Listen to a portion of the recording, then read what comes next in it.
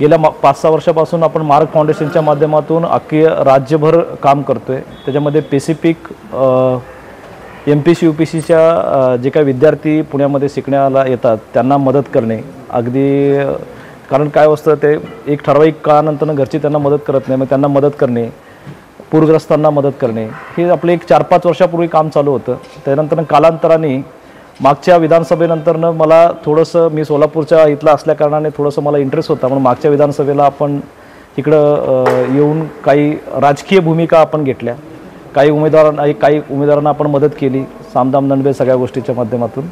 आणि मार्ग फाउंडेशनचं आपण स्पेसिफिक ठरवलं की आपण सोलापूर जिल्ह्यामध्ये याचा प्रॉपर उपयोग करावा, कारण ही आपली होम पिच आहे आणि आपली स्वतःची संघटना आहे, सामाजिक संघटना आहे, तर आपण याचं का नाही सोलापूरमध्ये आपण वापर करावा। म्हणून सोलापूरमध्ये मार्ग फाउंडेशनची स्पेसिफिक अक्कलकोट, दक्षिण सोलापूर, उत्तर सोलापूर आणि शहरी भागात आपण बरेचसे शेतकऱ्यांचे प्रश्न असतील, महिला स्वावलंबीकरणासाठी महिलांच्या रोजगारांचे प्रश्न असतील, युवकांना मदत करणे, क्रीडांमध्ये मदत करणे, आंदोलन करणे, अगदी कचऱ्याचे प्रश्न असतील, छोट्या छोट्या समस्यावर आयुक्तांना जाऊन भेटून निवेदन देऊन कामं करून घेणे, त्या एरियातले जे काही अडचण असेल आपण ते केलं। हे करत असताना आपले करोडो रुपये हे मार्ग फाउंडेशनच्या माध्यमातून खर्च झालेले आहेत, हे आपल्याला सगळ्यांना माहीत आहे। अगदी कुस्त्यांपासून ग्रामीण भागापासून शहरापर्यंत माझ्याकडे येणारा प्रत्येक माणूस कधी खाली हाताने गेला नाही, मी इन द सेन्स माझी पूर्ण टीम, कारण मार्ग फाउंडेशनमध्ये सगळ्या माझ्या जवळजवळ 1000 सहकारी आहेत, जे महिला आणि पुरुष असतील त्यांचं सगळ्यांचं सहकार्य आहे की कोणी इथनं माझ्या ऑफिसमधनं आजपर्यंत मोकळ्या हाताने किंवा माझ्या घरातनं कधी परत गेलं नाही। हे सगळ्या गोष्टी करत असताना इथल्या ज्या समस्या आहेत ते खूप व्यापक स्वरूपात आहेत। आता हे कागदातलं वाचून सांगायला गेलो तर तुम्हाला वेळ नाही तेवढा आणि मलाही एवढं होणार नाही।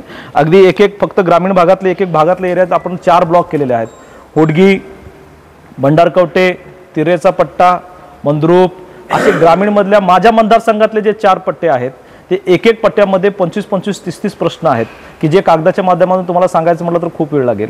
शहरी भागात तर तुम्ही बघायला गेले फक्त माझ्या मतदारसंघात हद्दवारच्या पट्ट्यामध्ये असे शेकडो प्रश्न आहेत की ज्याच्यावर खरं काम केलं पाहिजे होतं, ज्याच्यावर खरं काम करायला पाहिजे होतं, ते झालं नाही आहे। ही फक्त एका दक्षिण सोलापूरच्या मतदारसंघाची नाही आहे, अक्कलकोटची पण हीच परिस्थिती आहे, उत्तर सोलापूरची पण हीच परिस्थिती आहे। स्पेसिफिक सोलापूर जिल्ह्यातले हे 3 तालुके असे ओवाळून टाकलेत का हा कधी कधी प्रश्न पडतो। म्हणजे उत्तर सोलापूर, दक्षिण सोलापूर आणि हे ग्रामीण भागातले दक्षिण अक्कलकोट तालुक्यात हे 3 तालुके ओवाळून टाकलेत का आणि शहरी भागात कोणी वाली नाही का हा कधी कधी प्रश्न पडतो। तुम्ही म्हणता साहेब हे सगळे पॉलिटिकल स्टेटमेंट आहेत, नाही आहे, फिजिकली तुम्हालाही माहिती आहे की काय परिस्थिती आहे। सोलापूर जिल्ह्यातले वरचे तालुके आणि सोलापूर जिल्ह्यातले हे खालचे 3 तालुके याची एकंदरीत परिस्थिती बघता आपण इनडायरेक्टली महाराष्ट्रातनं आणि जिल्ह्यातनं कट आहोत का, म्हणजे नाहीच आहे का आपण, असा कधी कधी प्रश्न पडतो। असा प्रश्न पडल्यानंतरनं माझ्यासारखा एका सुशिक्षित युवकाला, 34 वर्षाच्या युवकाला आवाज जातो सगळ्यांना, असं वाटलं की आपण पदरचे पैसे किती खर्च करत बसलो तर कुबेराचा खजाना सुद्धा पुरायचं नाही, एक लिमिटेशन्स असतात।